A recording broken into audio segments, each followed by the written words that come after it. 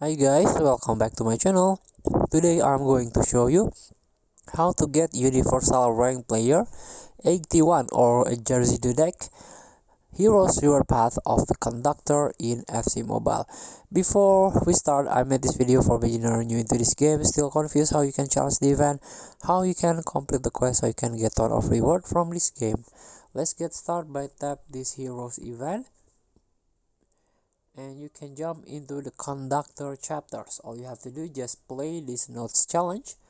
There are 3 skill games and also 2 match games that you can challenge to practice yourself mastering this game. After that, you can obtain these Conductor tokens.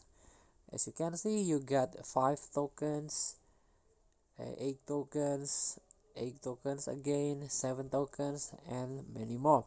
As you can see, I already obtained 100 tokens, and also I already opened some of the heroes reward path. This is the perceive the music, and I want to show you to open this jersey deck. Make sure you already open some of the path here, so this jersey deck will be enabled to open with only 35 Conductor tokens. You can tap the tokens,